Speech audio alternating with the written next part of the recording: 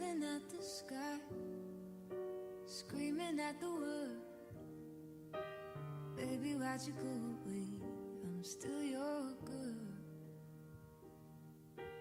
Holding on too tight, head up in the clouds. Heaven only knows where you are now. How do I love again? How do I trust again? I stay up all night, tell myself I'm alright. Baby, you're just harder to see than most. I put the record on, wait till I hear a song. Every night I'm dancing with your ghost. Every night I'm dancing with your ghost. Never got the chance to say your last goodbye. I gotta move on, but it hurts to try. How do I love again? How do I trust again? I stay up all night, tell myself I'm alright. Baby, you're just harder to see than most. I put the record on, wait till I hear a song. Every night I'm dancing with your ghost. Every night I'm dancing with your ghost.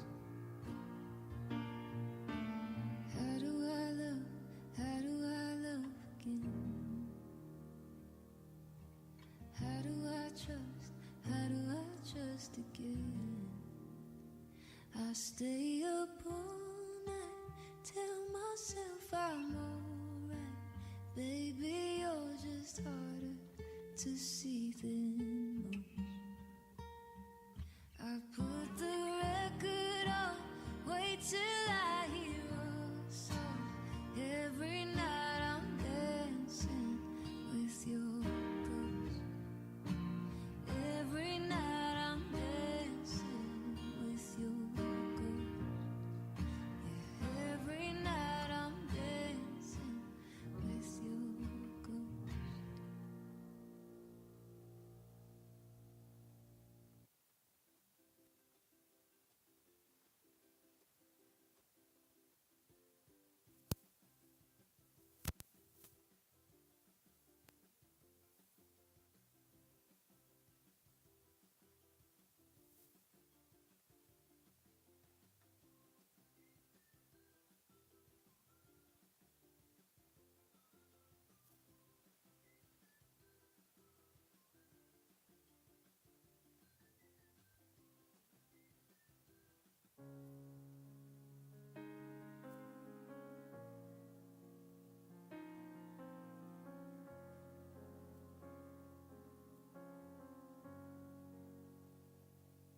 There ain't no gold in this river. I've been washing my hands in forever. I know there is hope in these waters, but I can't bring myself to swim when I am Testing. in the silence, baby, let me go easy on me, babe. I was just a child, I didn't get the chance to feel the world around me.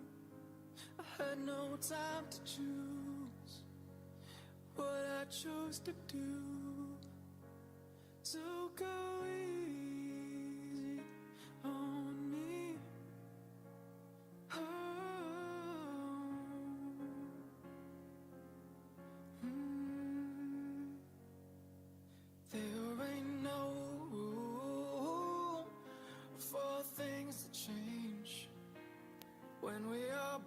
both so deeply stuck in our ways. You can't deny how hard I've tried. I changed who I was to put you both first, but now I give up. Go easy on me, babe. I was still a child, didn't get the chance to feel the world around me. Had no time to choose what I chose to do. So go easy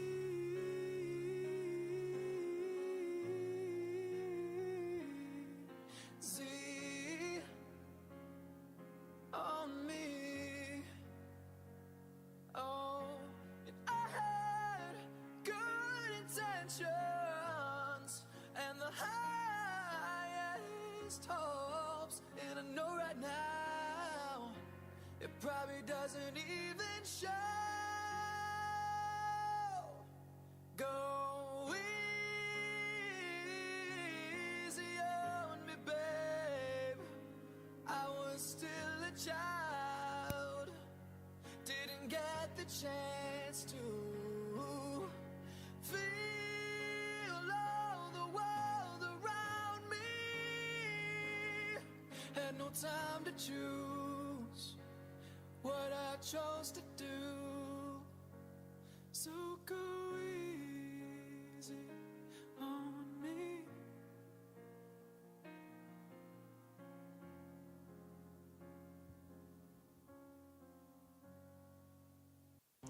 Come here, come here. I want to show you something.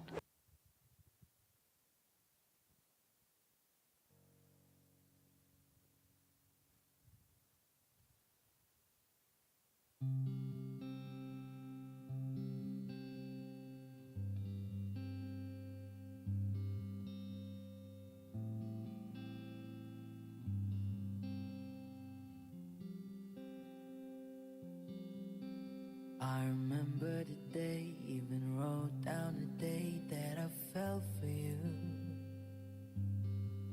And now it's crossed out in red, but I still can't forget if I wanted to. And it drives me insane, think I'm hearing your name everywhere I go. But just all in my head, it's just all in my head. But you won't see me break, call you up in 3 days, or send you a bouquet saying it's a mistake. Drink my troubles away, one more glass of champagne, and you know I'm the first to say that I'm not perfect, and you're the first to say you want the best thing. But now I know a perfect way to let you go. Get my last hello, hope it's worth it. Here's your perfect. My best was just fine. How I tried to be great for you. I'm flawed by design, and you love to remind, no matter what I do. But you won't see me break, call you up in 3 days, or send you a bouquet saying it's a mistake. Drink my troubles away, one more glass of champagne, and you know I'm the first to say that I'm not perfect, and you're the first to say you want the best thing. But now I know a perfect way to let you go. Get my last hello, hope it's worth it. I'm the first to say that I'm not perfect, and you're the first to say you want the best thing. But now I know a perfect way to let you go. Get my last hello, hope it's worth it. Here's your perfect. Here's your perfect. Here's your perfect.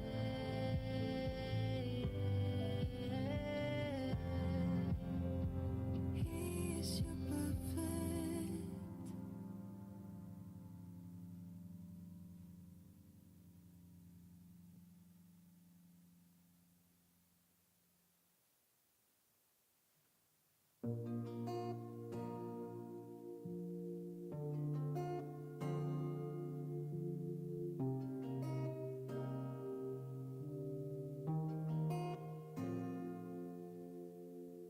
need a lover to keep me sane. Pull me from hell, bring me back again. Play me the classics, something romantic. Give you my all when I don't even have it. I always dreamed of a solid face, someone who feels like a holiday. Now I'm in pieces, barely believing, starting to think that I've lost all feeling. You came out the blue on a rainy night, no lie. I'll tell you how I almost died. Boy, you're bringing me back to life. I just wanna live in this moment forever. 'Cause I'm afraid of living couldn't get any better. Started giving up on a word forever. Oh no. Until you give up heaven so we could be together. You're my angel, angel baby, angel. You're my angel baby, baby. You're my angel, angel baby, angel, angel baby, angel, angel baby, baby. You're my angel, angel baby.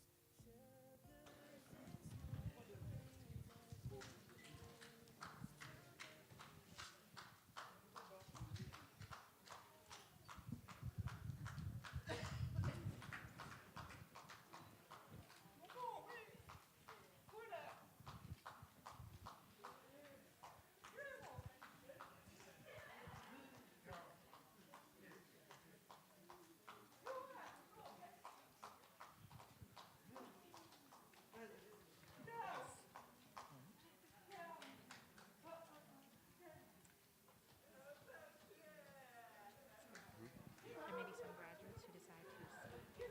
Yes, I think you might be up for that.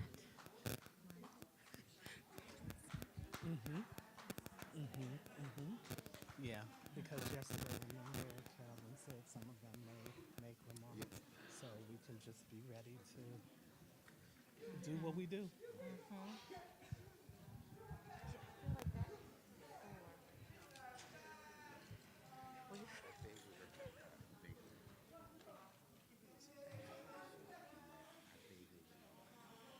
You mean, It's challenging. but on a day like today, you can almost guarantee that will happen. That there will be people not on the program on these days.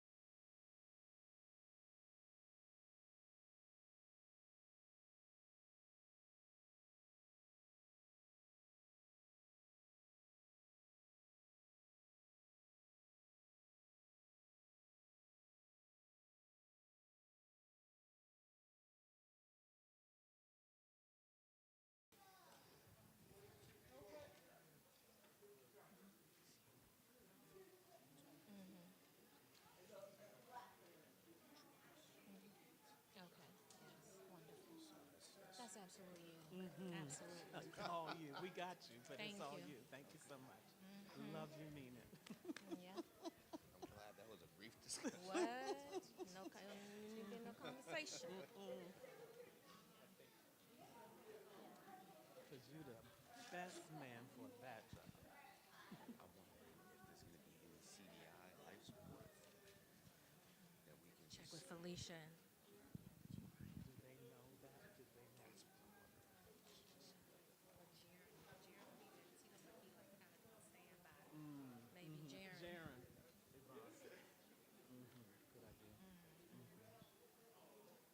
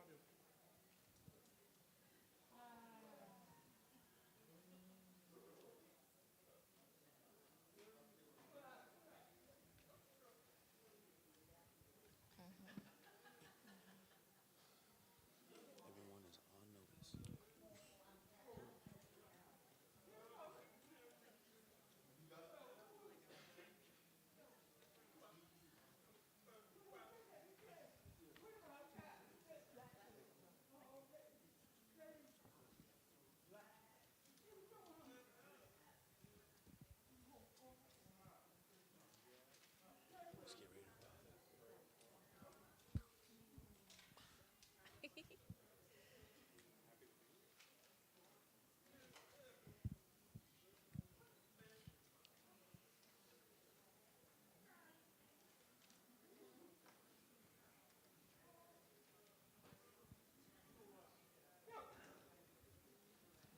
Good afternoon. I bring you warm greetings this afternoon. If I can get everyone's attention, I welcome you. Before I begin, I want to tell everyone, let us give another round of applause to the class of 1952. Congratulations to our graduates. Welcome to this momentous occasion. I am Khadijat Rashid, Provost of Gallaudet University. And if you're wondering what the role of a provost is, it means that I oversee all of our academic programs here at the university. I can't tell you what an honor it is and what a sense of pride I feel to finally rectify this injustice. We are moving from injustice to justice and rectifying past harms. Gallaudet University, in this moment, is recognizing and actually doing something about it. And so I am thrilled to welcome our graduates to this occasion where you will be receiving your high school diploma after 71 years. It has certainly been a long time coming. Many of us weren't even alive when you entered school. So once again, hearty congratulations. I would like to leave you with one quote.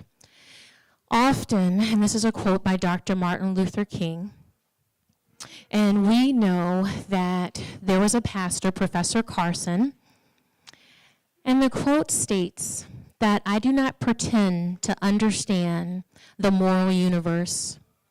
The ark is long,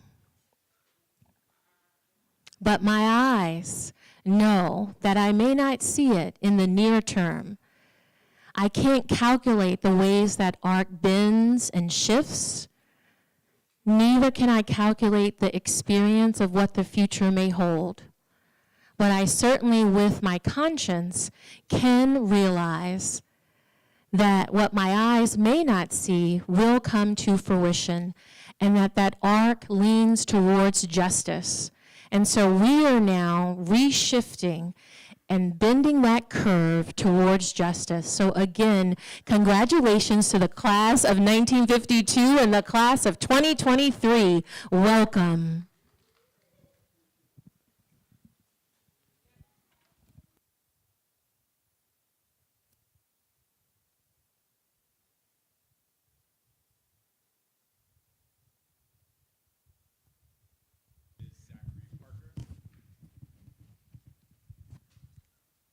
Good afternoon, everyone.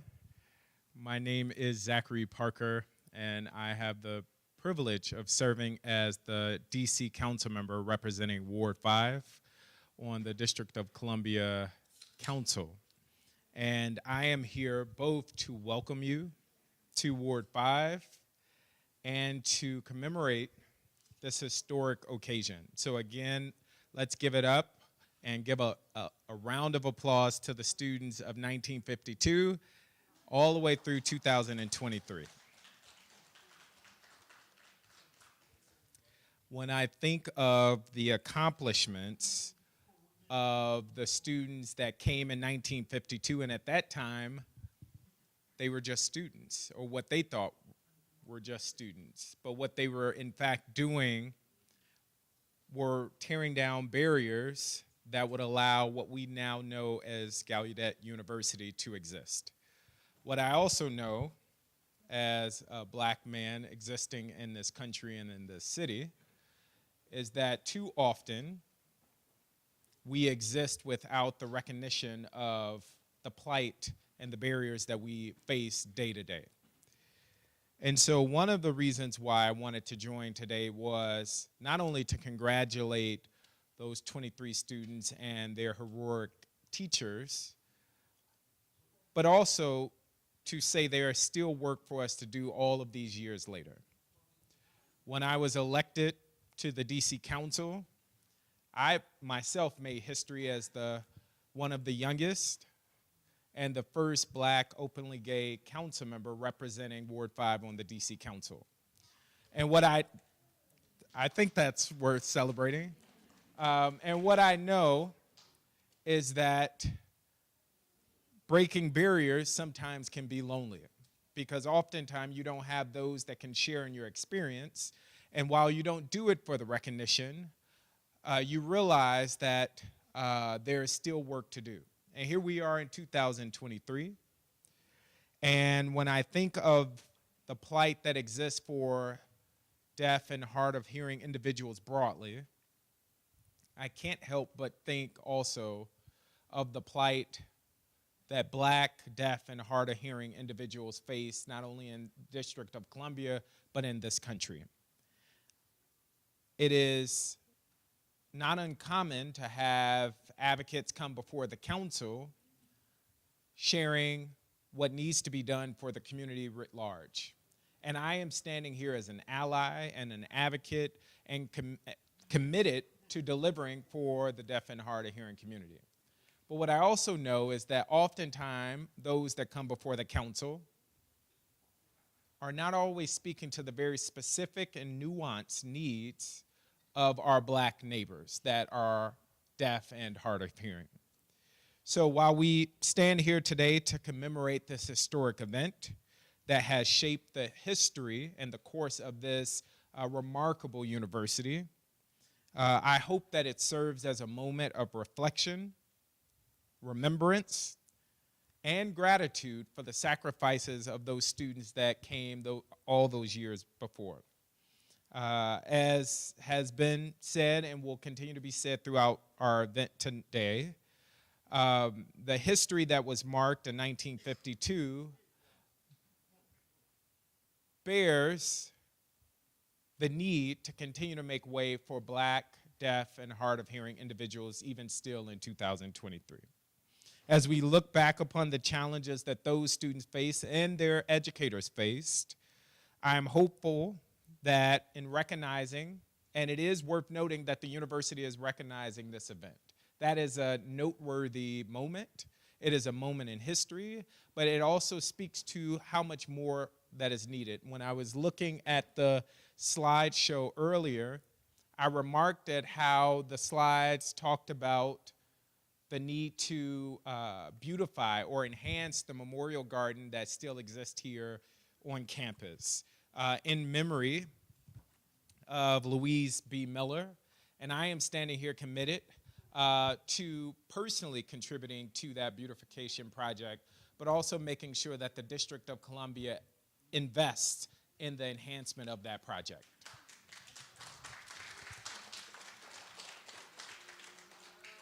I'm not going to be up here long, but I want to just leave you with these words, that let us use this moment to reaffirm our commitment to building a more inclusive, compassionate, and sustainable university.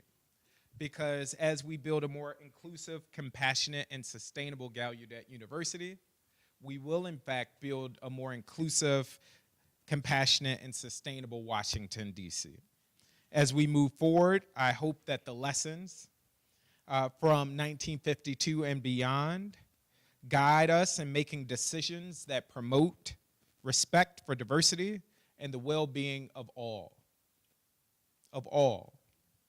Today we stand at the crossroads of history, armed with the knowledge and the experiences of those who walked before us. Let us be steadfast in our pursuit of justice, equality, and freedom for all. May the legacy of those students in 1952 and the event that we're marking today serve as a beacon of hope, inspiring generations to come. Again, congratulations to the graduates and the memories of all of those students from 1952. Thank you all.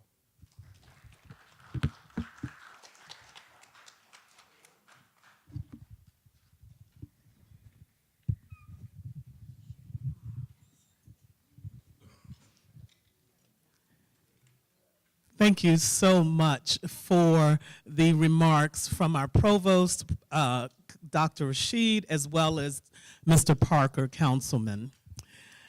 Thank you for the warm welcome. And good afternoon to the class of 1952. My name is Michelle Banks, and I am your Mistress of Ceremony for this momentous event this afternoon. Please welcome to this outstanding event for the class of 1950.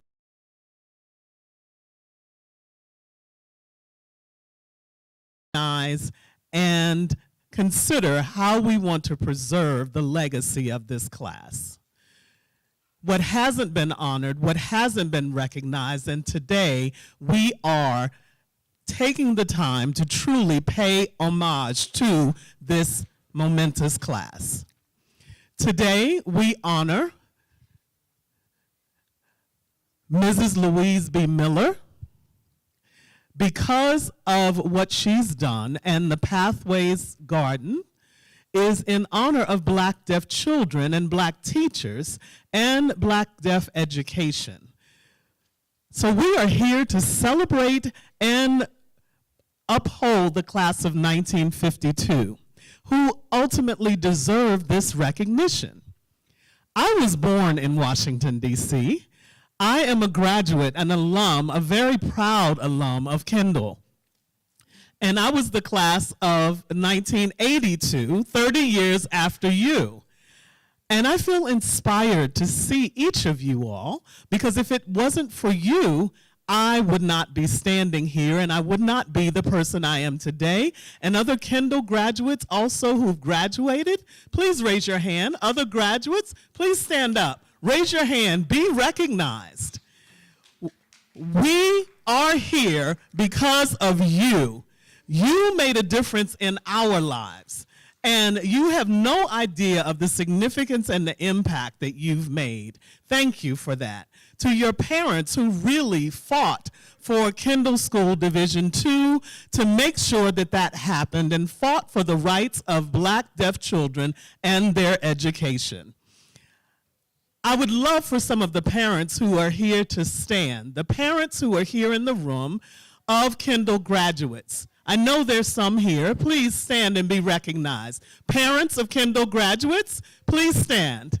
Yes, Miss Ann Wilson is here, and Miss Banks and others are here who are parents of Kendall graduates. These parents, Miss Ann Wilson, who was the founder of Deaf Pride. And she founded Deaf Pride because she saw a need to advocate for Black families and Black deaf children and the community. And she took on the fight for justice because Kendall School at that time was segregated during the class of 1952.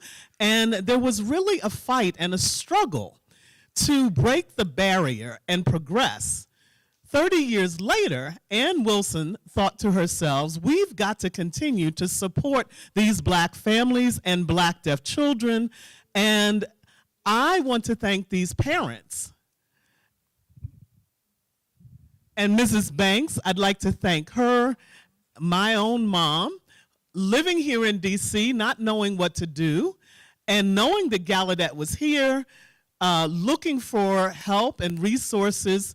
She immediately started to learn sign language, brought sign language to the home, and taught me as I was growing up, put me in Kendall School at the age of 3 or 4, and she was very much involved in the KPTA, the Kendall Parent Teachers Association, and fighting to make sure that I was able to be successful in classrooms and not be pulled out. So thank you, Mom. Thank you so much for being there and supporting me all the way. Thank you.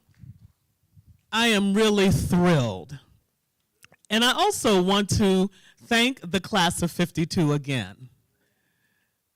This graduation today is not the end. This is something that will continue forever. It's a long-lasting legacy, and the entire world is looking at this and recognizing your stories. Your stories do not stop here. They're starting here and will continue to open doors for years beyond. You opened doors for us, and now we're continuing to open doors for the younger generations who are at Kendall today. Thank you again. We are so honored. So I will continue with our program and not continue with my remarks, but at this point, I'd like to introduce the person who is going to be expressing our Black National Anthem, and that person is Nicole Bradford, who is the Executive Assistant in the Provost's office. So please welcome Nicole.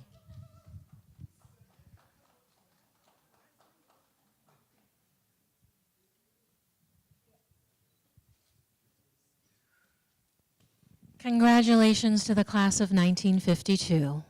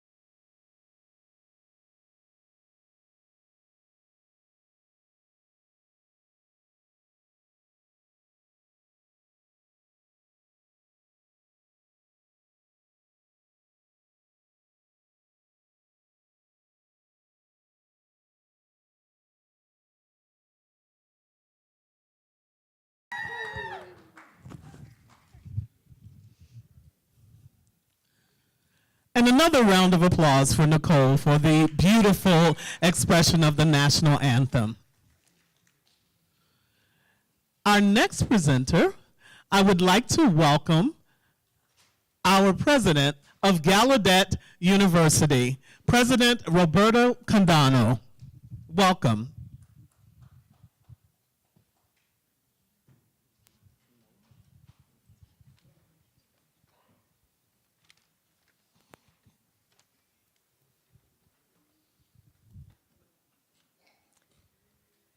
Michelle, it means so much to me to see you here today as Mistress of Ceremonies for us. I know in your story as it relates to this campus is just a deeply embedded story. You're part of our institution today, and that story of your life is beautiful, and I thank you for everything you do every day. You know, today we are here to recognize and honor 24 graduates from the Kendall School Division II school in 1950.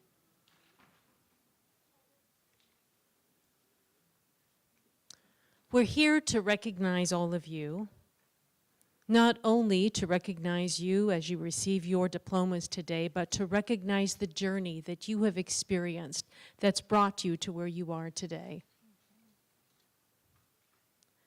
As we recognize the 24 students, their family members,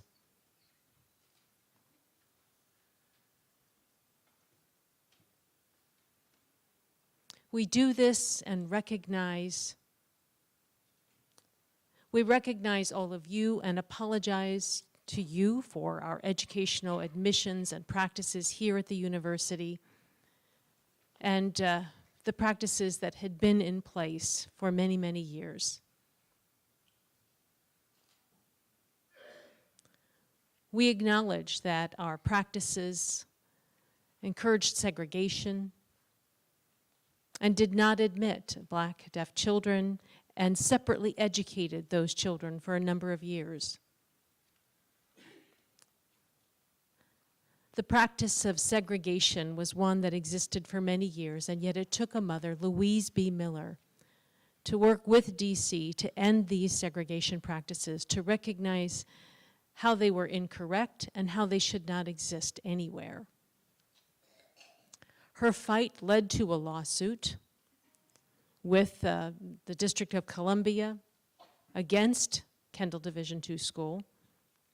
She was a mother of deaf children, and she worked with 4 other parents of deaf children to make sure that these Black deaf children could receive an education right here on our campus. But her fight didn't stop there. That lawsuit led to the founding of the Kendall Division II School. 5 of our graduates here today attended that school, along with other ancestors of family members who are here today.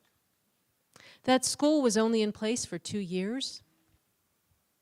And it was only in place for 2 years because of Brown versus Board of Education in Topeka that banned segregated education here in America. After that decision in 1954, the Kendall Division II School was integrated into the Kendall School, which was in existence at that time.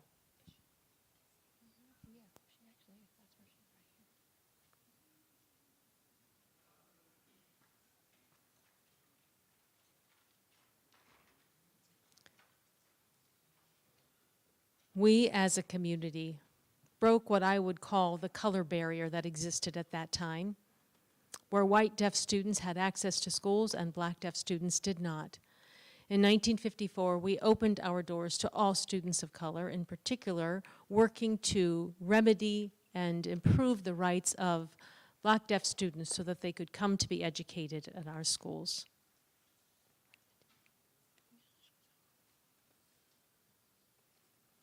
In the fall of 1952, when the Kendall Division II School was founded, there were 24 Black deaf students who were educated and admitted at that time, and 4 hearing teachers 4 black hearing teachers who taught the students at that time, and we have members of the family of the teachers who are here with us today as well. The Kendall Division II school building was right here where the conference center is now, and it was in a building we called the West Office Building. Before that building was established, there was a temporary building that was located at the Pykoff Alumni House location where it's currently situated. And that was the place temporarily where the students were educated until the West Office Building was erected, and those students were then taught there.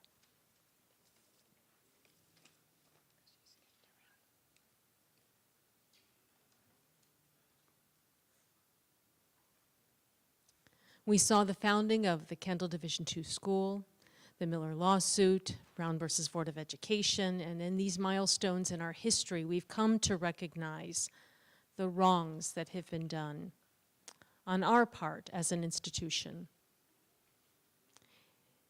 As well, we recognize the harm of denying equal opportunity and equal access to elementary and secondary education for Black deaf students here at Kendall School. This acknowledgement and this celebration is just part of our ongoing efforts and our ongoing commitment to work on issues of equity, to improve belonging and justice for all people of our community.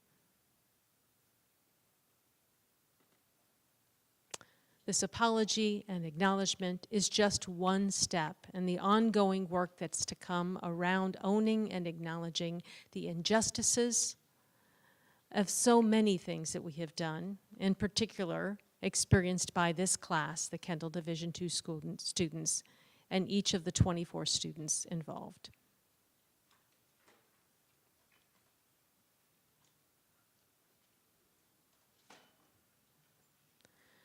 We certainly recognize that this ceremony doesn't in any way remove or change the past and all that's happened, but it is an important opportunity for all of us to take a first step in the right direction and move towards the path of healing.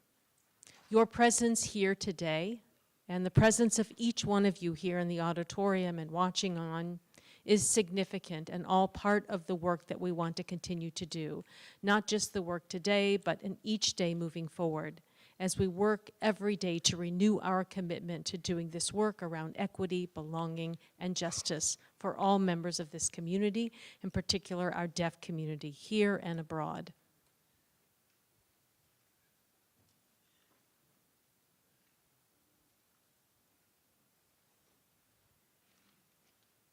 The celebration today is part of our collective healing. We gather together to heal together. We gather together to celebrate together.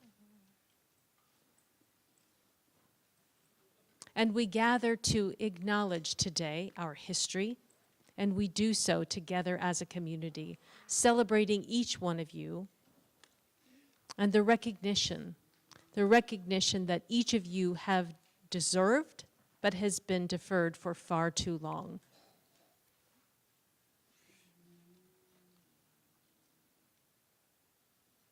We celebrate the power of resiliency and the human spirit that each one of you and your ancestors bring today to this ceremony.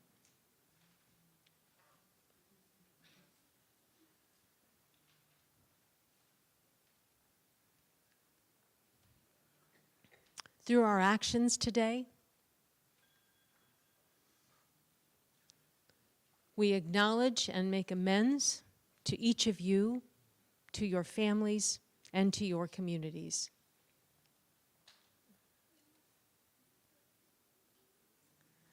We gather today for one particular purpose, and that's to confer on each of you and each of the members of this class, the 24 students, diplomas with all rights and privileges.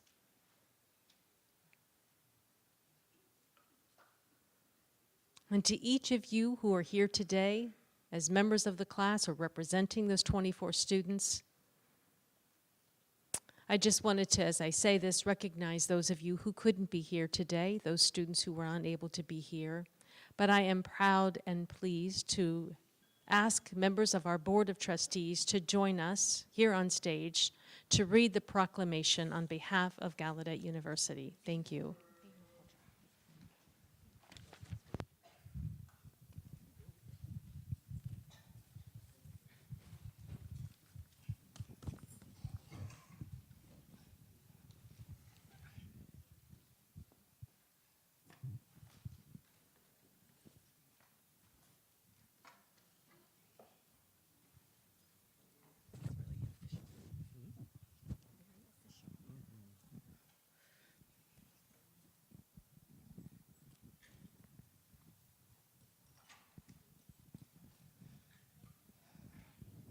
Good afternoon. I am Darian Burwell Gambrell, and I am a proud alum of the Kendall School, graduating in 1988. I thank the graduates for all that they did on our behalf. My apologies. Hello, I am Cynthia Niece Bales. Greetings, everybody. My name is Pepe Cervantes.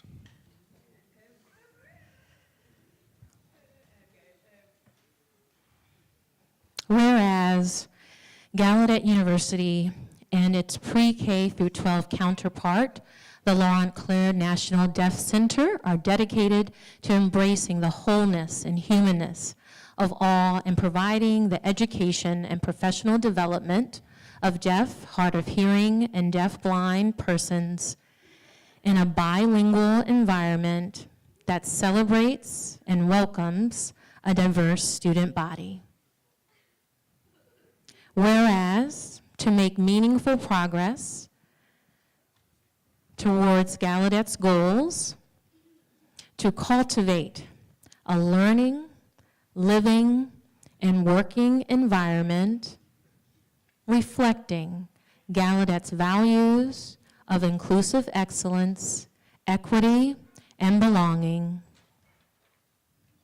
Gallaudet must confront its institutional history and contribute to the healing process.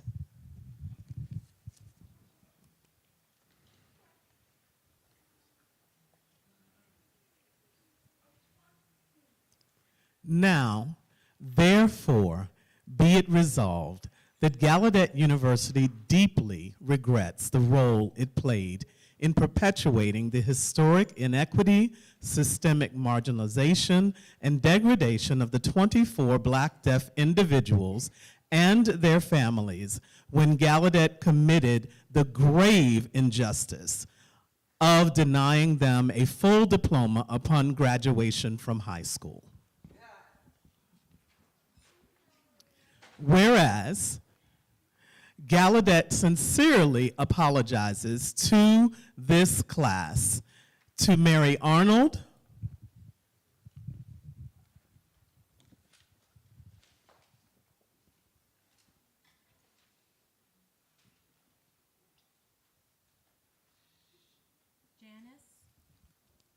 Boyd Ruffin, Irene Brown. Daryl Chapman, Robbie Cheatham, Dorothy Howard Miller. Robert Lee Jones, Richard King Jr., Riel Loftus. Deborah Mayton,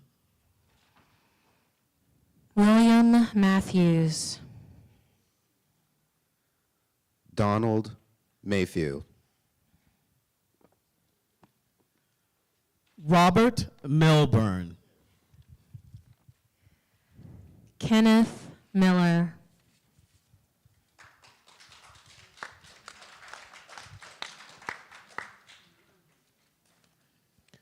Willie Moore, Jr. Clifford Ogburn. Diana Pearson Hill. Doris Richardson. Julian Richardson. Christine Robinson. Norman Robinson. Barbara Charles Robinson. Barbara Shorter. Dorothy Watkins Jennings.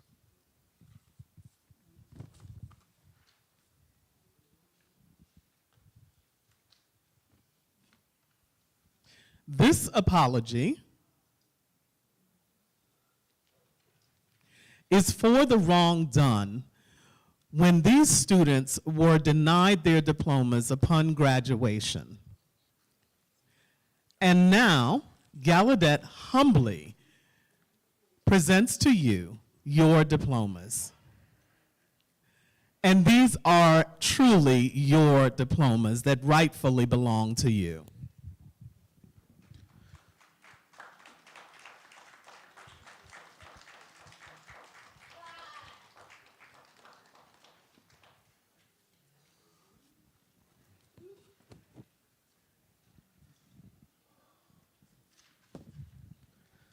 Now, therefore, on July 22nd, 2023, it will be a day of remembrance of the Kendall 24. It will also be a sober reminder why Gallaudet's commitment for inclusive excellence, equity, and belonging may not waver and must continuously be renewed. Board of Trustees, the President, on behalf of Gallaudet University, the Chief Officers of the Laurent Clerc National Deaf Education Center, and the Gallaudet University Center for Black Deaf Studies, hereby proclaims the 22nd of July as Kendall 24 Day.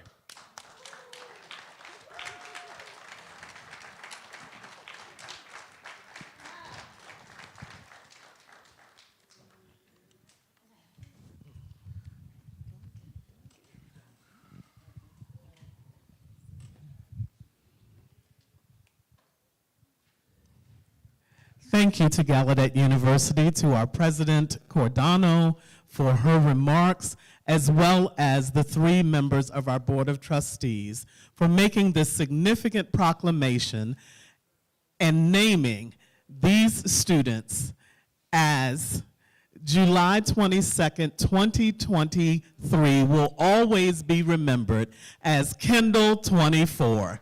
Thank you.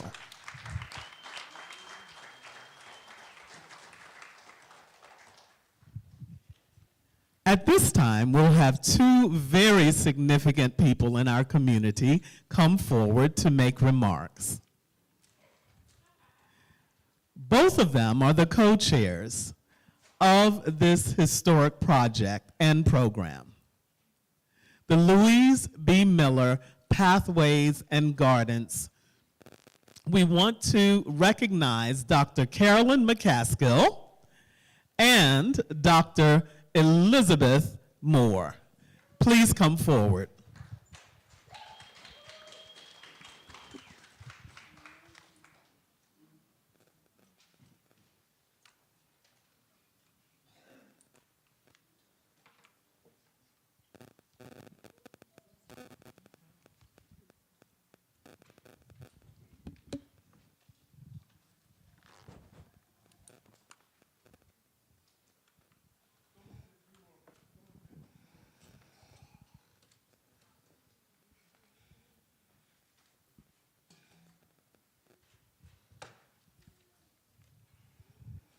It is so wonderful to see all of you, particularly our Kendall Division II school graduates and their families. I am inspired. We have Dr. Carolyn McCaskill and I, and we wanted to mention the committee that has been working tirelessly behind the scenes to make today's event happen. We would like to acknowledge the Office of the President, the Division of Diversity, Equity, and Inclusion, Institutional Advancement, the Center for Black Deaf Studies, as well as our campus design and facilities team, university communications. So those are the individuals that we would like to thank and acknowledge. I have such a feeling this afternoon, I can't even put it into words, what I feel for this occasion. We are now rectifying an injustice. I do want to give you a little bit of a history lesson this afternoon.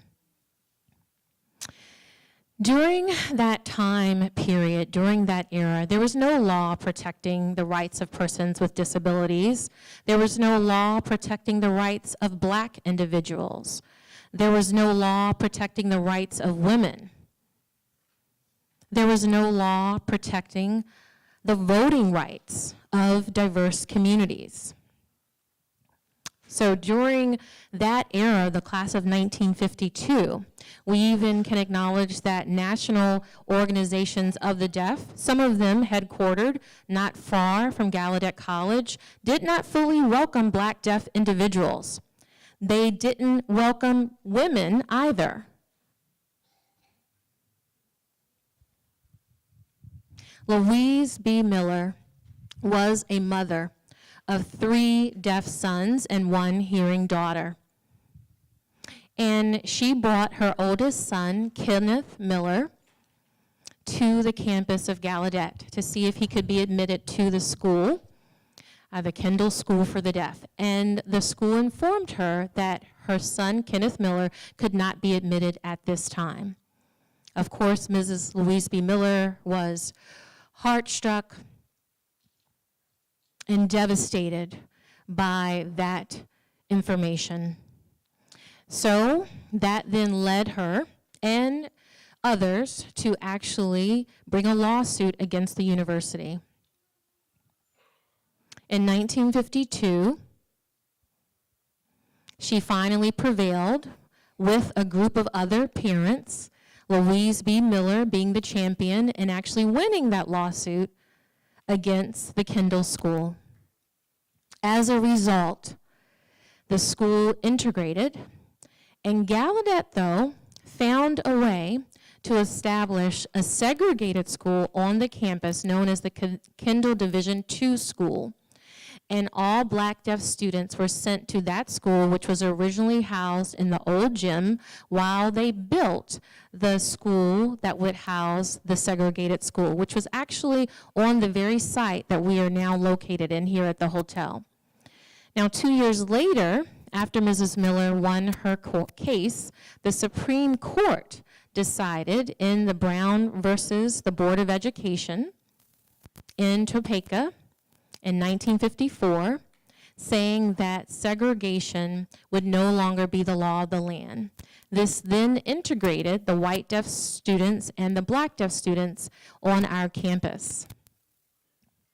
With the realization that Gallaudet University refused, however, to confer high school diplomas on those Black deaf students while their white deaf counterparts did receive high school diplomas.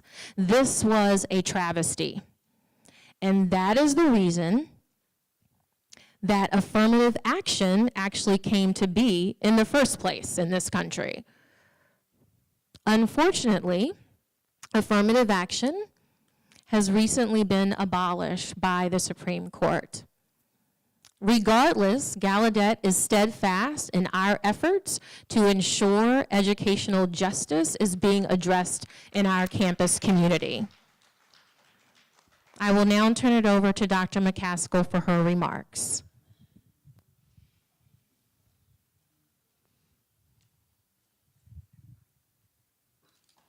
Good afternoon, everyone. This is truly an historic moment, an emotional moment that is long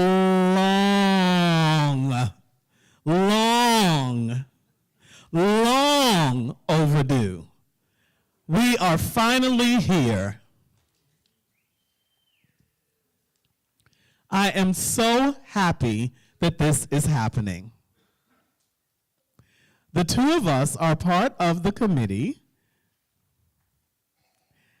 and Louise B. Miller, Pathways Garden Committee, we've discussed and decided that we were not satisfied with the pathways. And some of us came into Gallaudet absolutely clueless about what happened to you all.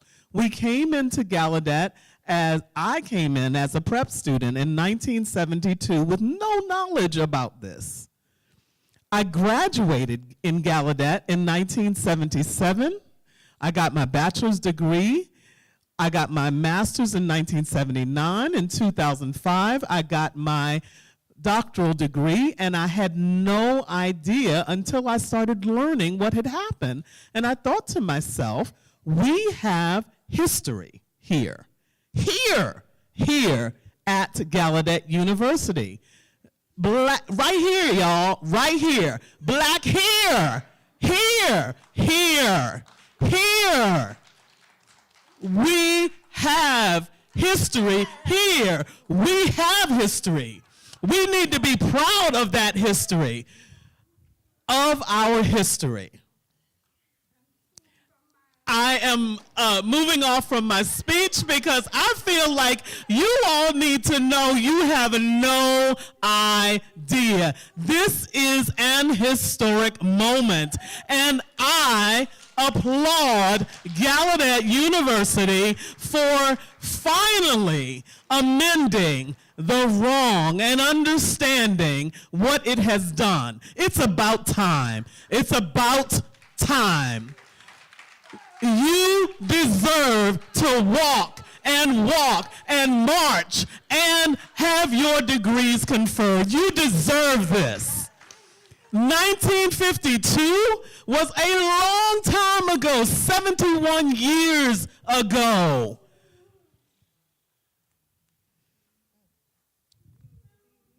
Louise B. Miller, the mother, I applaud her, and I wish she was still alive so that I could kiss her and hug her and embrace her, and I wish that I could meet her and give my debt of gratitude to her. Thank you, Mama. Thank you. Thank you. I wish I had that opportunity. I wish I did. She fought on behalf of her children with undeniable determination for her son, her 3 black deaf sons' education, who lived right around the corner from here on T Street, right there, and her son could not go to school here. She said, no more, absolutely not, no more. My sons are going to go to school here, and I live right there. And driving to Baltimore? Oh, hell to the no. Hell no.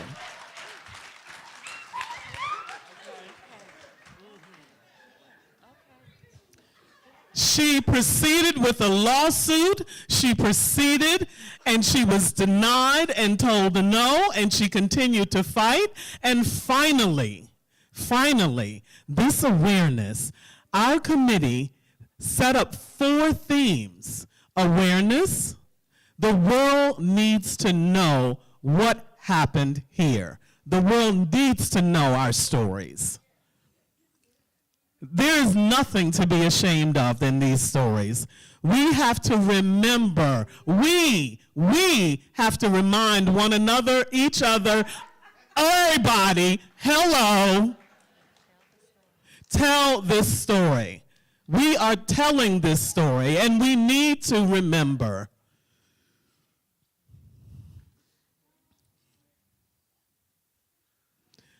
We have to continue to honor. We cannot heal if we do not remember. We have to. It's time. And I am proud to be a part of this. And thank you, President Cordano. And the reason I say thank you to her is because she listened. And she knew that previous presidents had looked down on this and spat on it. She listened to us and said no. President Cordano learned and realized that it was time to admit and to move forward. And she gathered a committee and put that in place to make this happen. And we made it happen today. Not many presidents have listened to us. Not many presidents have listened to us, but she did, and I applaud her. Even though it's 2023 and it's late, however, better late than never.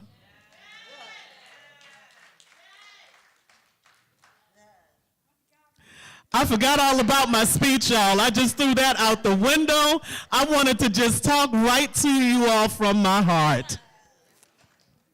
The Center for Black Deaf Studies was founded, and our entire mission is to share and gather and document the stories, to interview people, because some of our people are passing away, and we want to preserve your stories. We want to record those moments in history.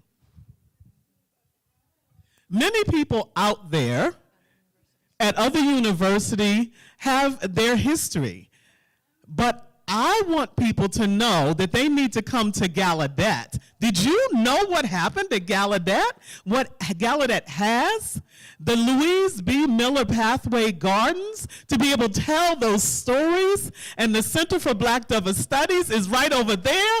I want folks to be wanting to be here. I want that. So I thank you. I thank to the Board of Trustees for supporting us. I thank you to each and every one of the members of the families, the friends who are here and who are coming. Thank you to the class. We love you. Much love. Thank you.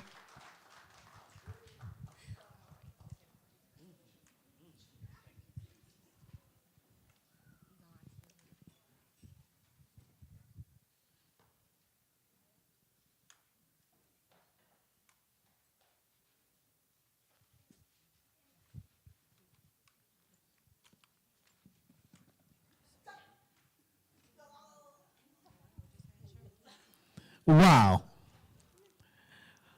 Really? Wow. There are no words to describe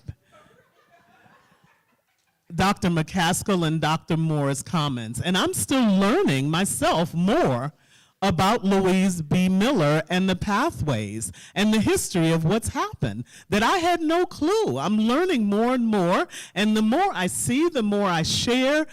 I am aghast at what happened. So thank you, Dr. McCaskill and Dr. Moore, for sharing that significant history, honoring the class. The Gallaudet says you deserve recognition. Once again, we applaud you. It's about time, y'all. It's about time. Yes. Next on our program, I have the honor of presenting a Black deaf presenter who has written a song, who is known in the Black deaf community as a songwriter, and someone who presents. All right.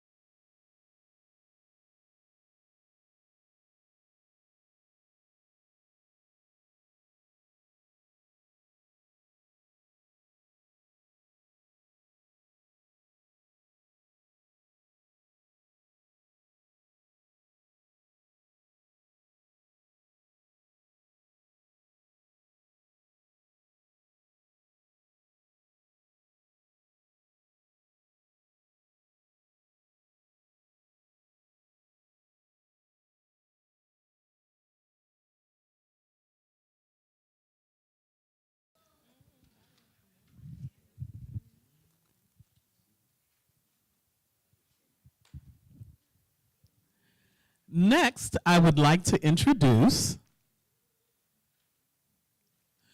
Christopher D. Johnson, President of the District of Columbia Black Deaf Advocates. Happy I got your full name, right? I love you for that.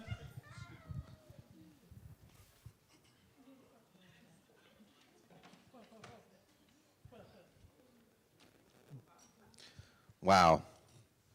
What an experience to honor each individual representing the 24 Black students. You made it happen not only for me, but for others as well. Gallaudet has acknowledged the history and the injustice and oppression that has happened and the impact that that has had. We've rolled our sleeves and put in work. I personally thank the Center for Black Deaf Studies. As the president of DCA BDA, we've worked together to develop an approach that will appropriately right the wrongs that were committed. So thank you.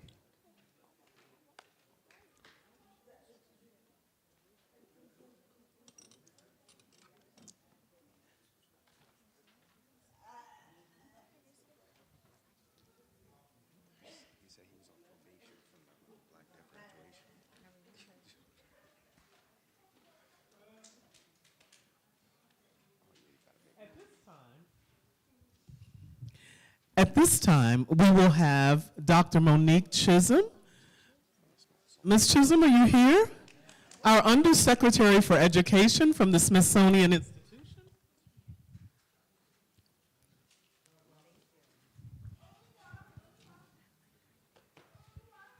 Good afternoon. So, giving acknowledgement to the President, the Board of Trustees, honored guests, staff, faculty, family, and friends. It's such an honor to be here. I didn't realize how emotional this would be for me, and I'm just truly happy to see that this is happening.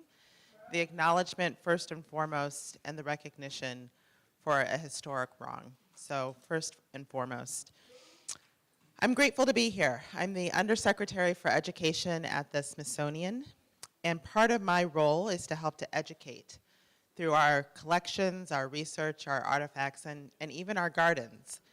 And one of the ways that we do that is through storytelling. Stories like that of Louise B. Miller and the 24 students and 4 teachers of the Kendall Division II must be shared and cannot be forgotten. So thank you to the many, many people who have worked tirelessly to bring the story to light and work to ensure that it will be remembered for generations to come. I am grateful that this is now a piece of Black Deaf history that we'll be able to share in my work that I do each and every day. Special recognition also to the committee for the hard work that they've put in over the years. Today I stand before you to emphasize the significance of remembering the past. History has always played a pivotal role in shaping our societies and the course of human civilization. In talking with the planners for this event, they echoed the importance of Black deaf students and the critical importance that they have played to our history.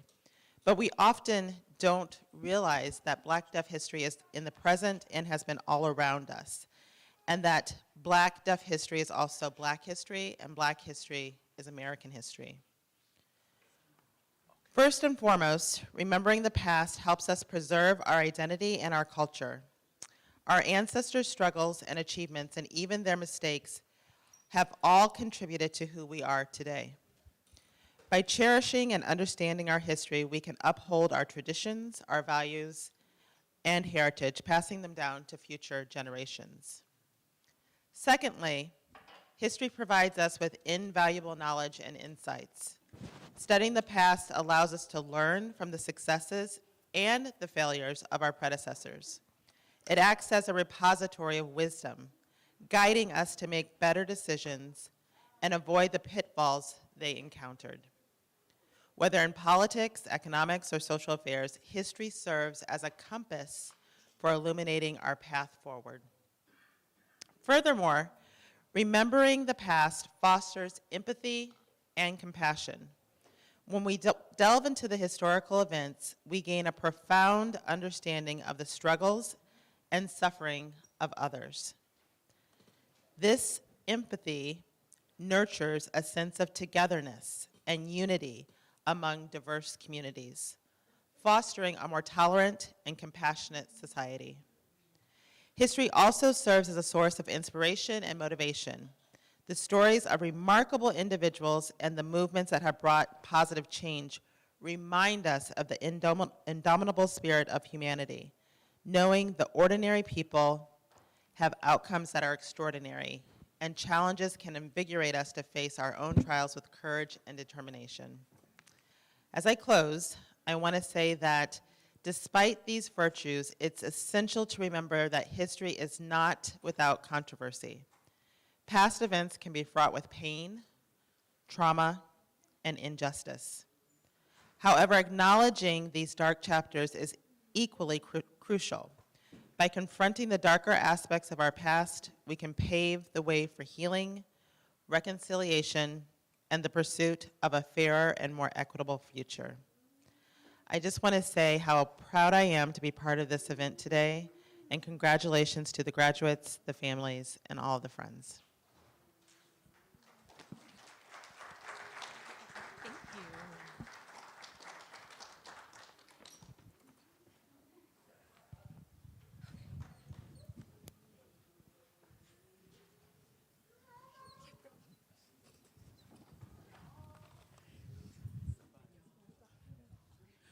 Right now, we're going to show a brief video, and we will go ahead and allow you to watch this.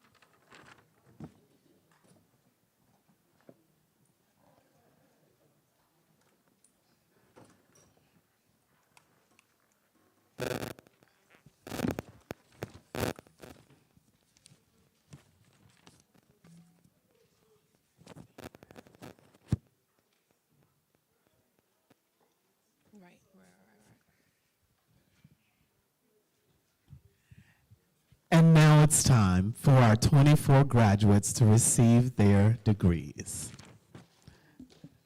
To be conferred their diplomas. Yes.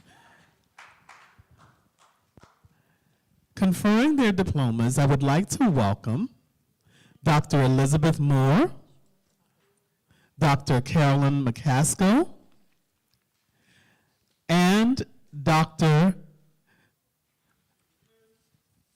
Marianne Belsky, who is the Chief Academic Officer at the Loren Claire Deaf Education Center. Please welcome the three of them.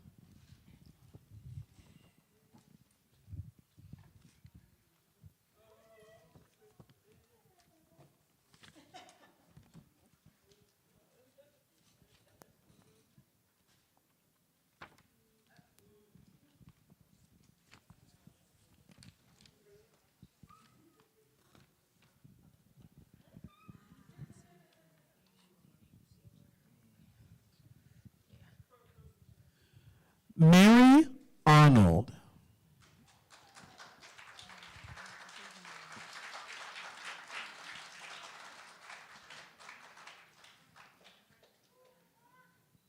Congratulations. Thank you.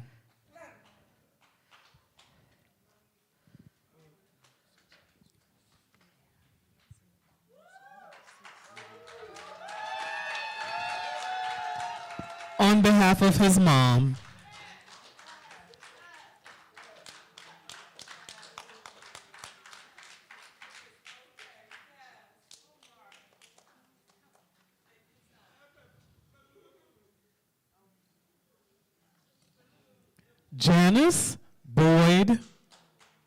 Janice Boyd Ruffin.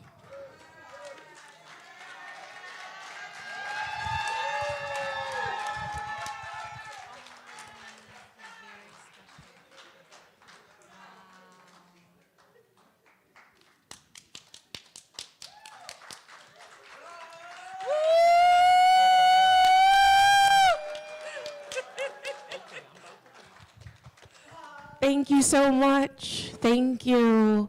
Thank you. Oh my goodness.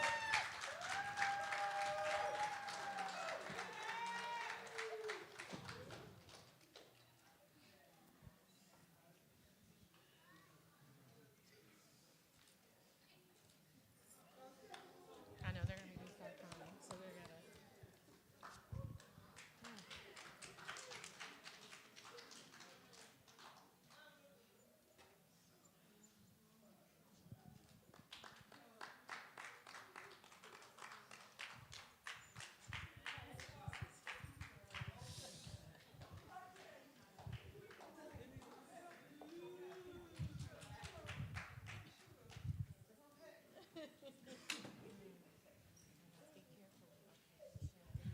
Irene Brown. Irene Brown.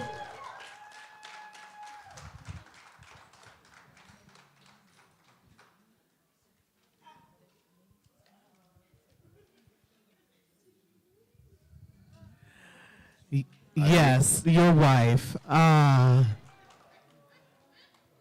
Congratulations. Congratulations.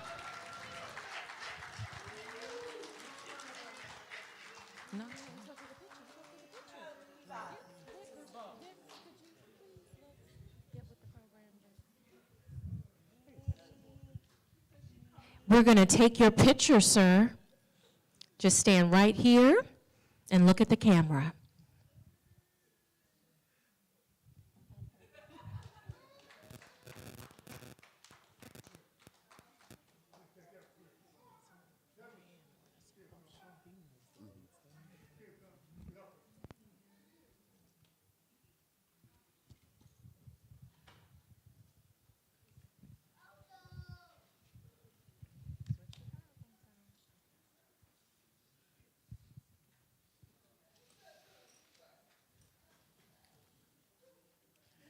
Daryl Chapman. Daryl Chapman.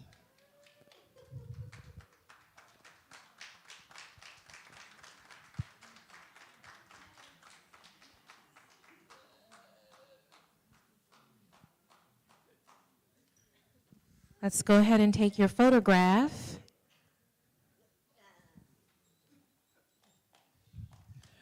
He is here representing Daryl Chapman, who is not with us today.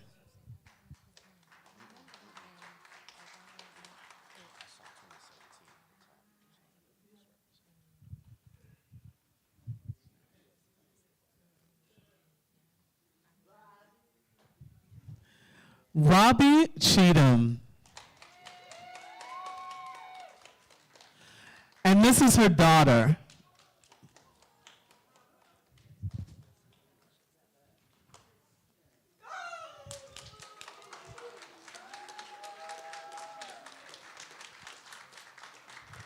Thank you for coming.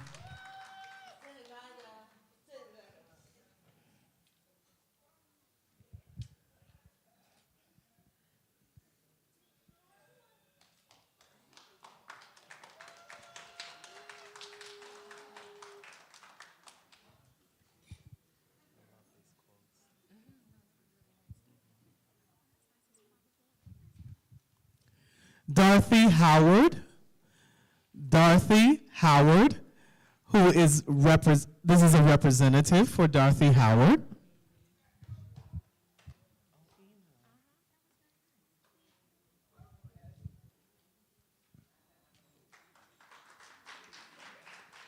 Congratulations. Thank you.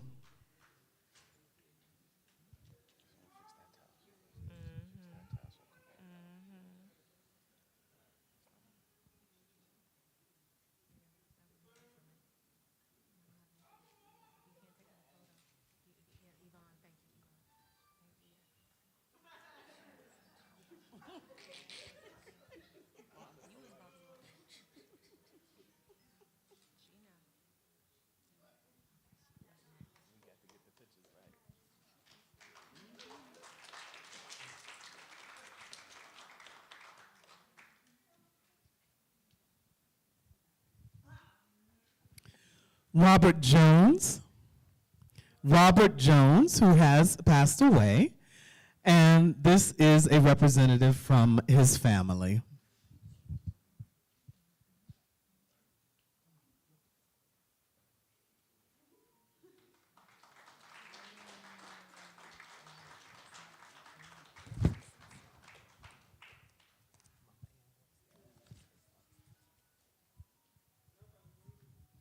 We gotta get your photo.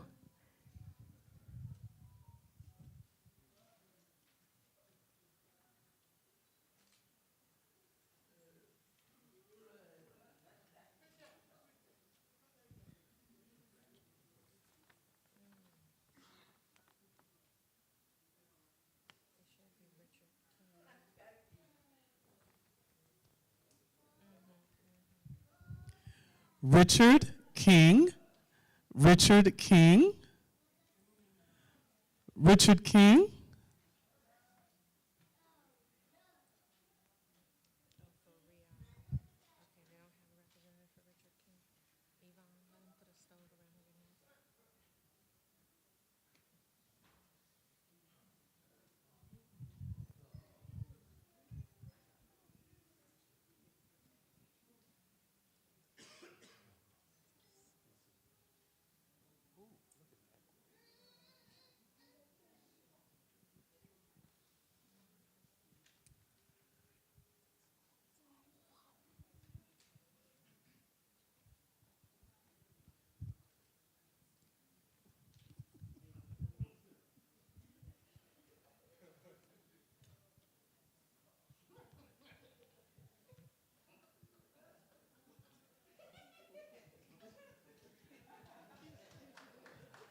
Congratulations. Congratulations. Good to see you. And we'll go ahead and take your photograph.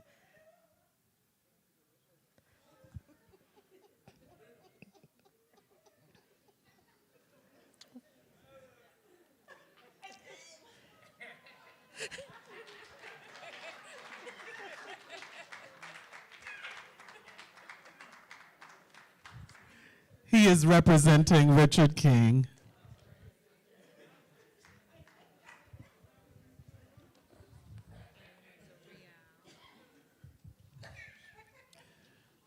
Rial Loftus.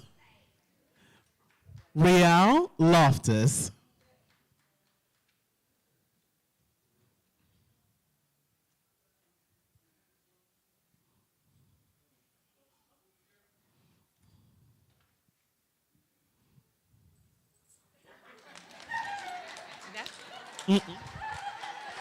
It's about time.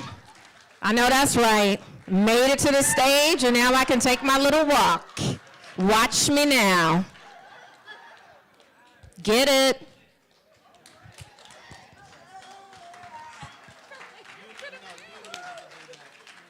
Thank you so much. You're going to make me cry. This is a moment.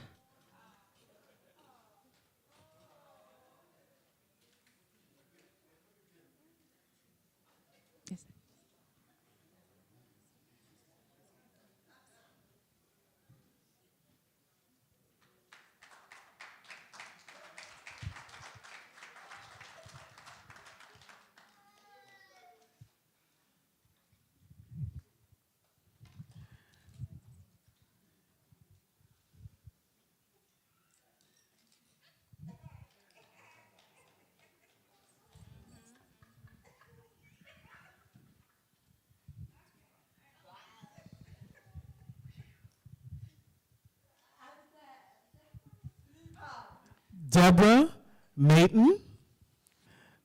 Deborah Mayton.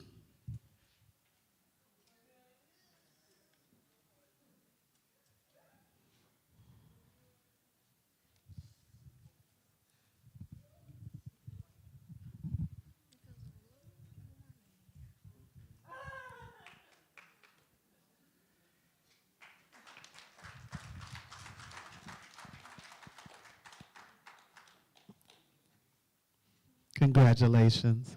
Thank you.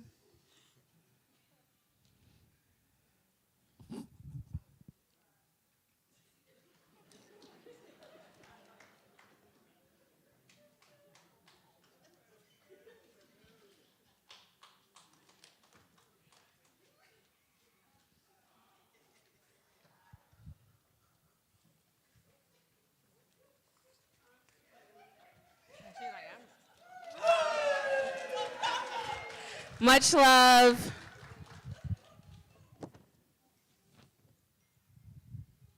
William Matthews. William Matthews.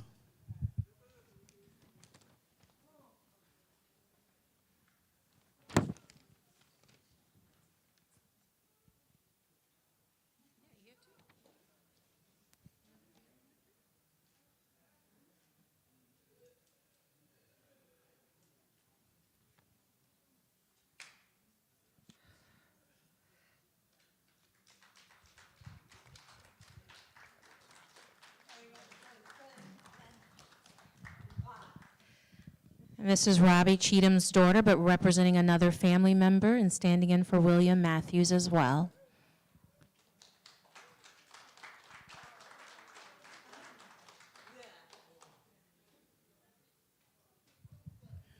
Donald Mayfield.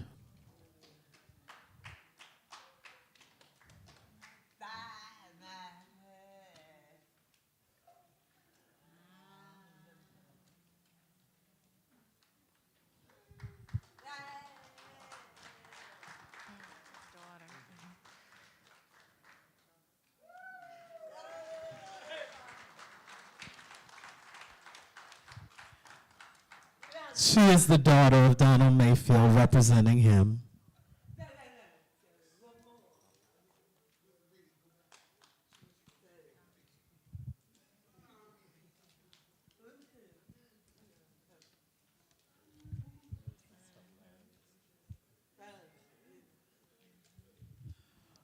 Robert Milburn. Robert Milburn.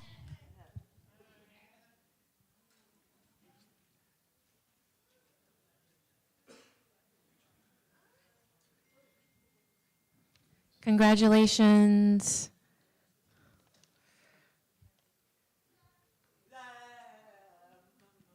Congratulations. I miss my dad. I miss my dad so much. Thank you.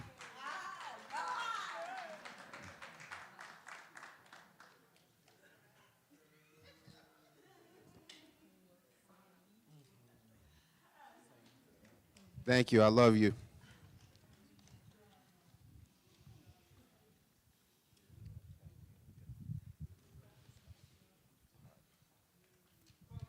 Kenneth Miller. Kenneth Miller.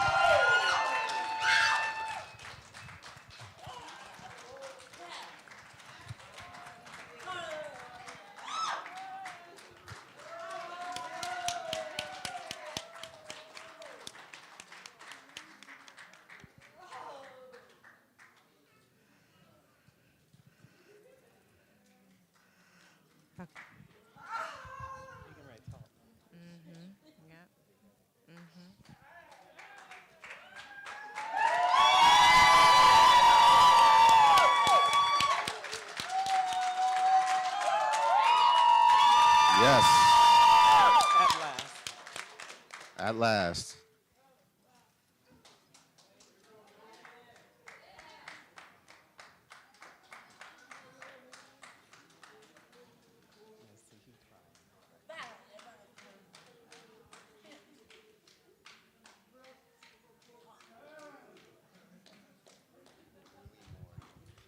Willie Moore Jr.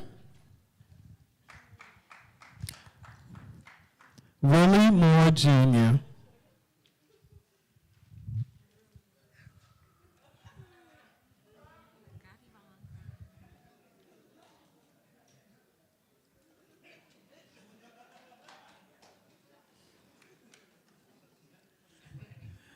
Thank you again.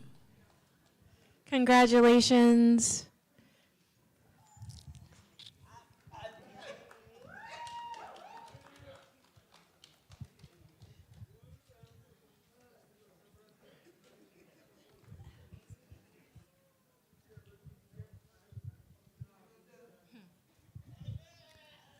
Clifford Ogburn. Clifford Ogburn.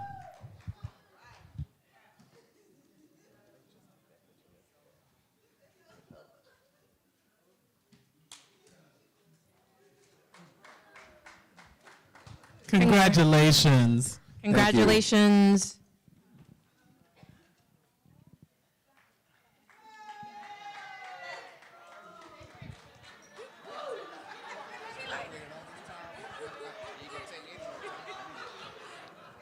If we may, I know you're excited, but wait just a moment.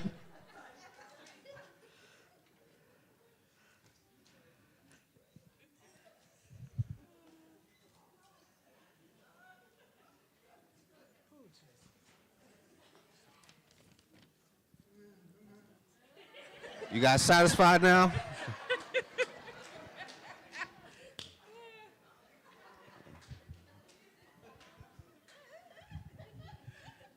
Diana Pearson.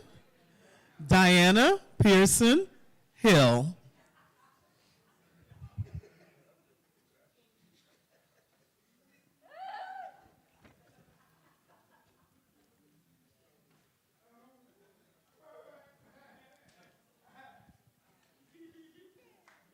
congratulations.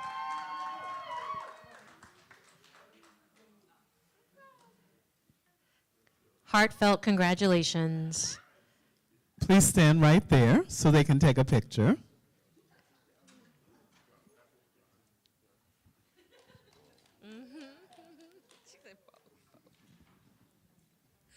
Take a couple, that's right. Try this side.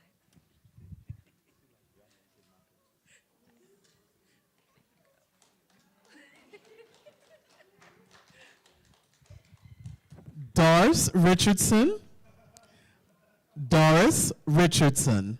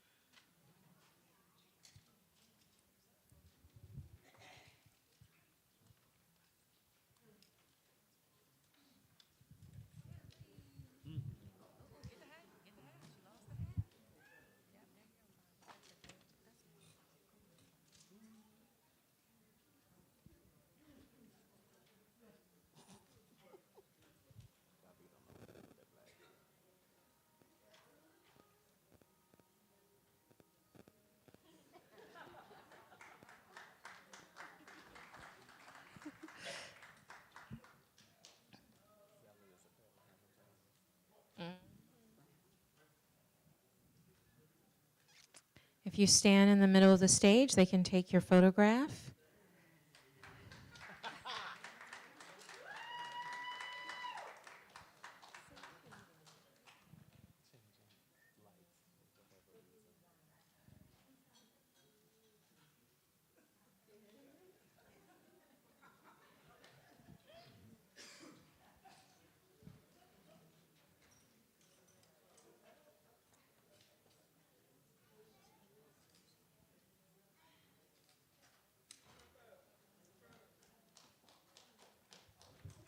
Julian Richardson.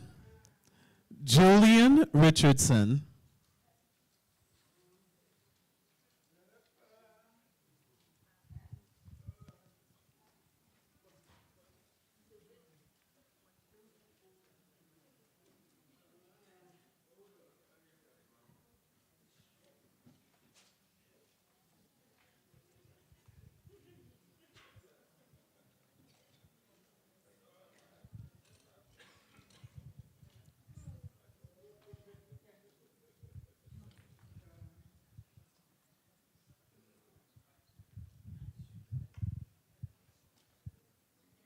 Congratulations. Congratulations. They'll take your picture right over here.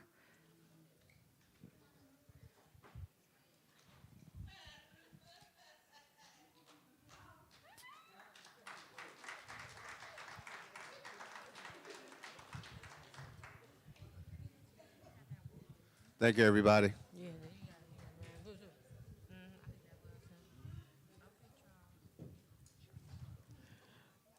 Charles Robinson. Charles Robinson. And this is Charles Robinson.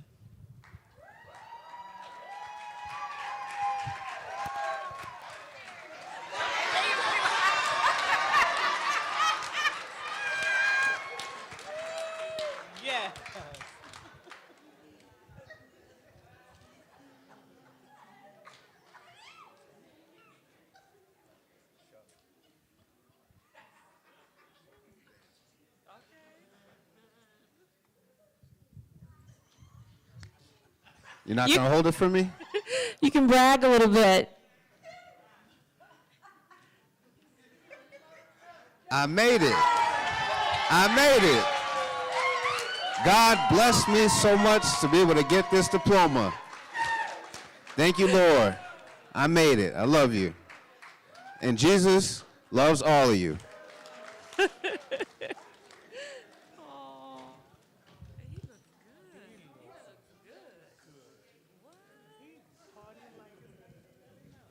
Christine Robinson. Christine Robinson.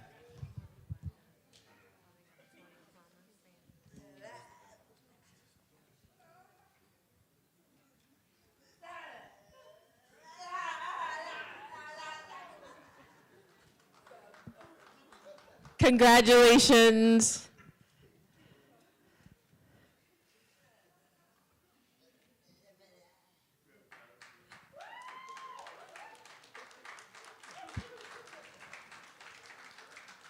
Finally.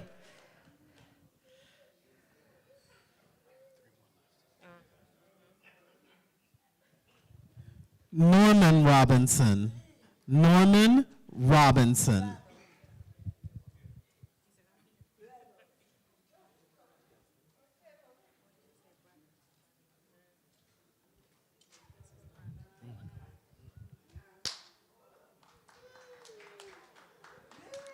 Right this way. Congratulations. Congratulations.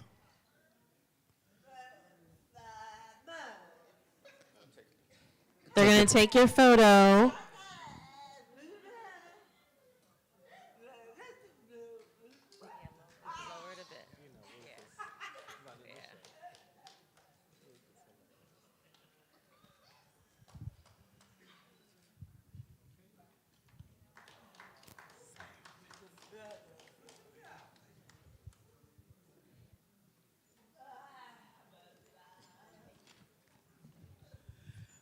Barbara Shorter, Barbara Shorter,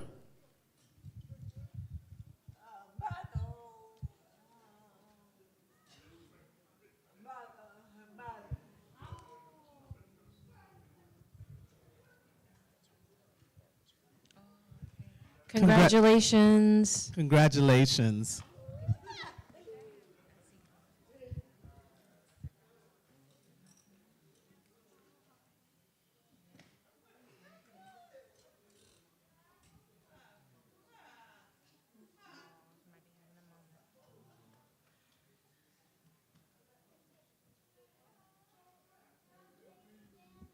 I'm trying, but it's a little bit too big.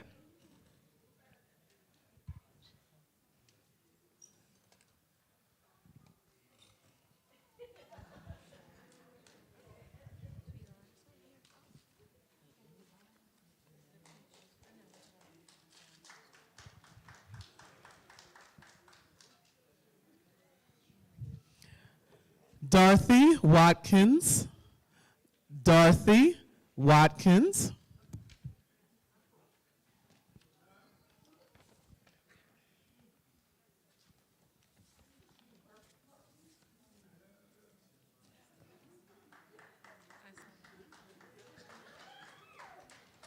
Congratulations.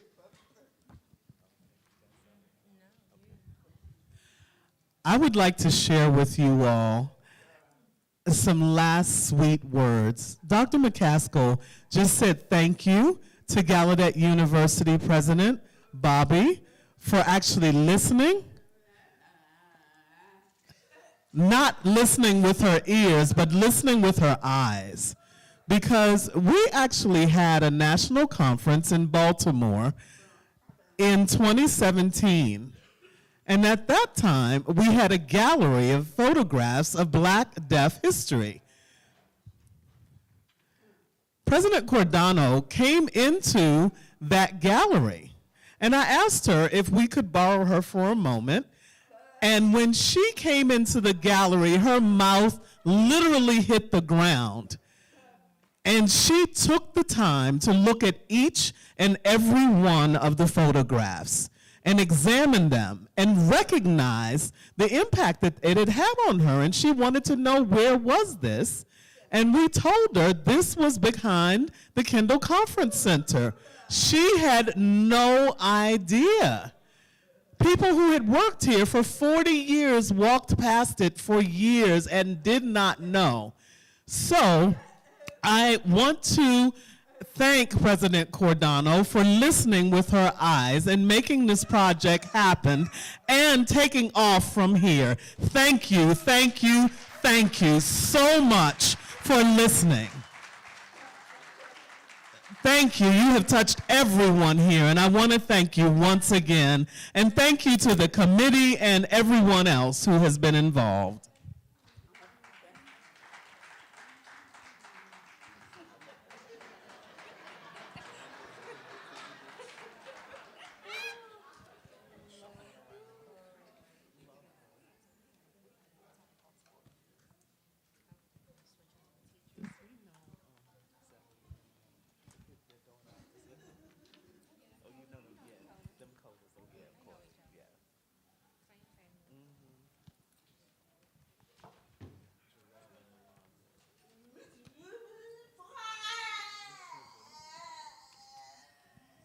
At this time, we will now read out the names of the 4 teachers who taught at the school. Ruby S. Fry, and her daughter is here with us this afternoon. Would you please come forward?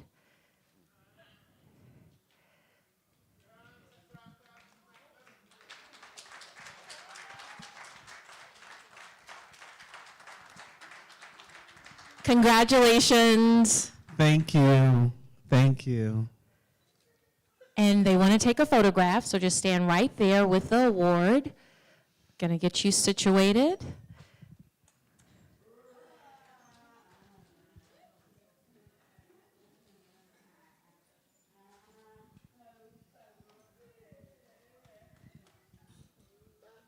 Thank you. You're welcome.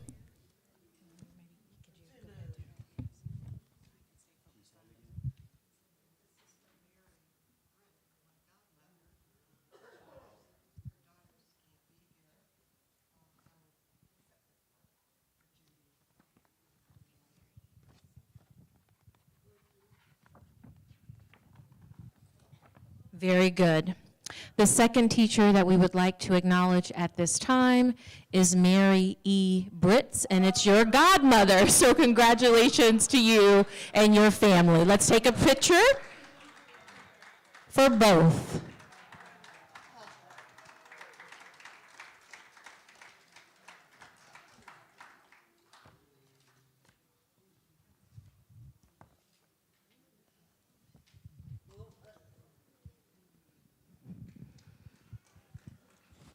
The third teacher that we would like to acknowledge at this time is Robert Robinson.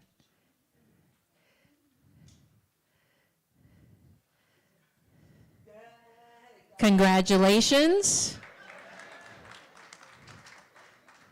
Congratulations, please. Let's take the photograph.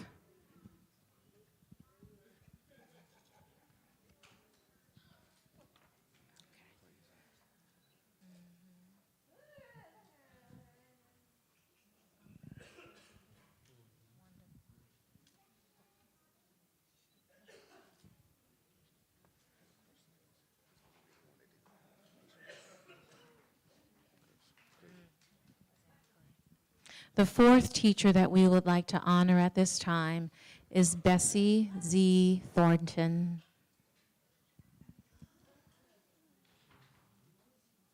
Congratulations.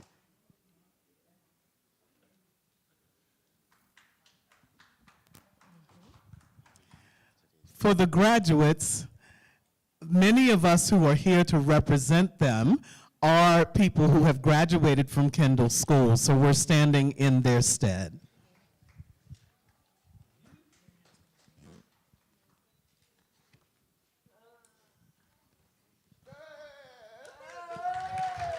Again, a round of applause for the Kendall 24 and their 4 teachers. Congratulations.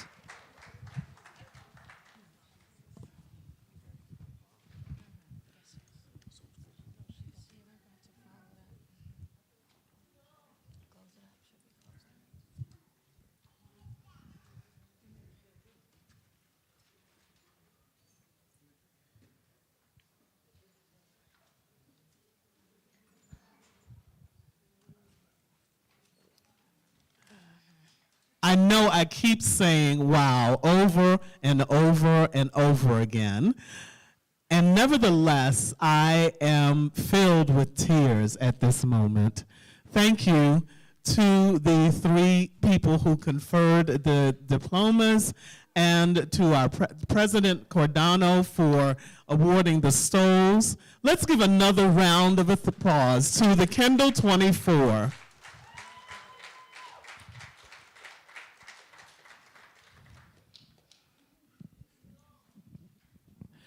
At this time, I'd like to invite to the stage Ms. Yvonne Black, who will share some remarks with us from the Center for Black Deaf Studies, who is working with Dr. Carolyn. And Janine Pollard, my counterpart, Janine Pollard.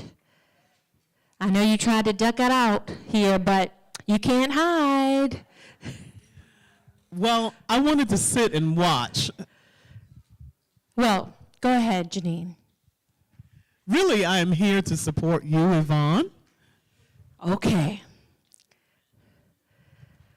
Every day since 1981, I was the student activist who stood in front of the bulldozer to stop the building from being demolished on your behalf. Okay? And I'm proud of it. It was an important and significant moment in my own personal history. And I never gave up. The building was demolished, but I continued to fight the good fight. And so now, Gallaudet University has an entire team that has galvanized itself to work towards this effort. And so I want to make sure that as you proceed out of the auditorium, there's actually a small memento. There's a glass pen, and inside is dirt that was actually excavated from the grounds of the Kendall Division II school. So you will be able to leave with that memento. And then if people are wondering why some individuals in the room have on purple, I can give you a little bit of that history. Louise B. Miller loved African violets, which of course are purple. And purple also signifies royalty. And so we recognize the royalty and resilience and perseverance and excellence of Louise B. Miller. And so that's why some of us are wearing purple today in her honor. Janine, would you like to say anything before we close? There really is nothing to add to what's already been said. But what's important for us to say in closing together is that we are having a moment of remembrance.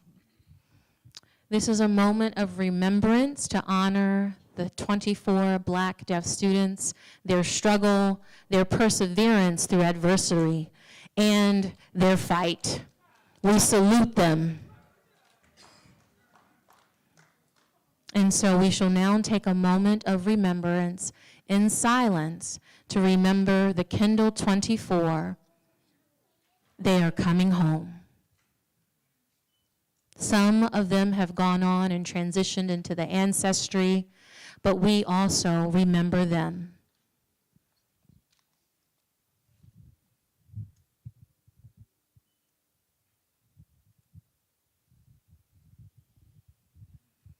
At this time,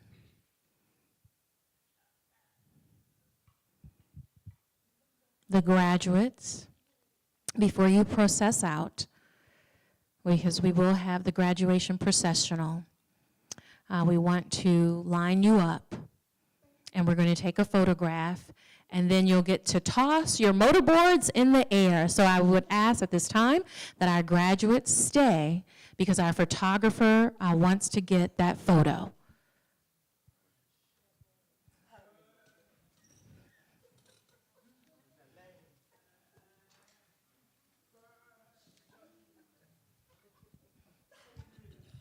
Thank you. Are you all ready? Are you all ready? Okay, wait a minute. I know you're excited. One moment. Stand them up, and then throw them up in the air.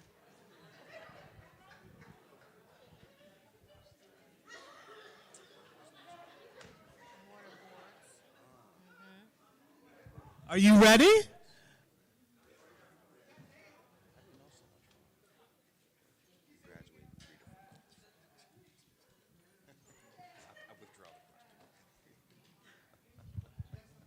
It was a rhetorical question. One more time.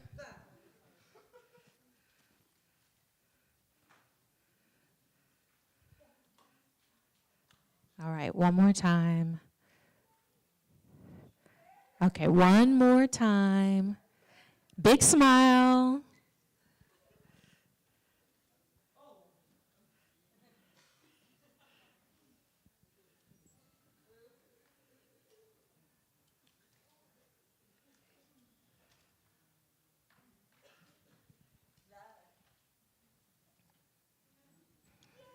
All right. You can sign, you made it.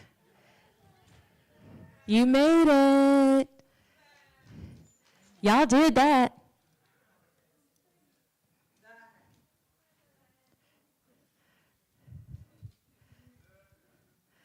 Where's Vix? Vix, if you can help us, we need that wheelchair right there.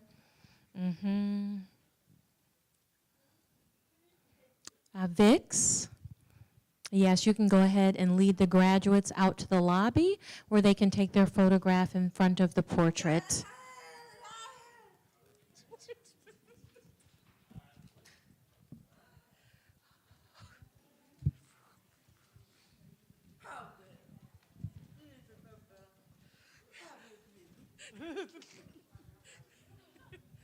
Ladies and gentlemen, everyone in the auditorium, we'd like to just close our ceremony and our program, our graduation of the Kendall 24.